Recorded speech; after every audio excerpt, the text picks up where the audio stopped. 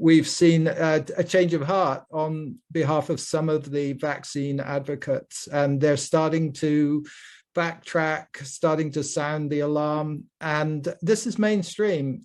We had Dr. Paul Offit, who advises the FDA. He wrote an editorial. It was interesting because 2/3 of his editorial was, really quite standard stuff, reviewing the articles that the New England Journal of Medicine had published. They're the ones who published the Pfizer trial data.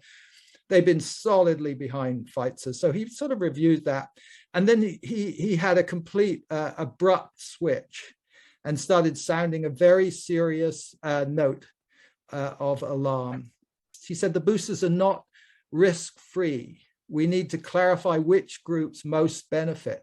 For example, boys and men between 16 and 29 are at increased risk for myocarditis. And he said the implications of this booster would not necessarily limit transmission.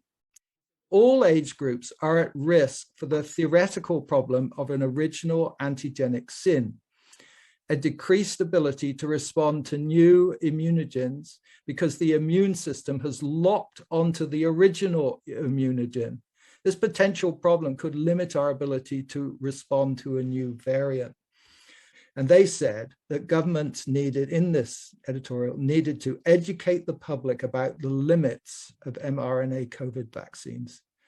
Otherwise, a zero tolerance strategy for mild or asymptomatic infection, which can be implemented only with frequent booster doses, will continue to mislead the public about what COVID-19 vaccines can and cannot do. Well, and that's what this New England Journal of Medicine article to me was all about. It was just simply saying, wow, this is serious. We've got to start really thinking this through now. We can't just cruise along thinking we've got a vaccine and vaccines are wonderful. They're the best thing that's ever happened to medicine. And so we're okay. No, we're up against a mindset that is going to take quite something to shift. An MP wrote back to one of my friends. He writes, the vast majority of scientists involved provide me with reassurance that the vaccine is safe and that the alternative of not vaccinating is simply not an option. So what he's saying here is we're going to carry on vaccinating, boosting, and it's all going to be okay. And this is precisely what the New England Journal of Medicine was saying was completely wrong. This is what the governments have got wrong. They absolutely cannot assume that by going on boosting people, they will be protecting people. In all probability, they're going to make the situation worse.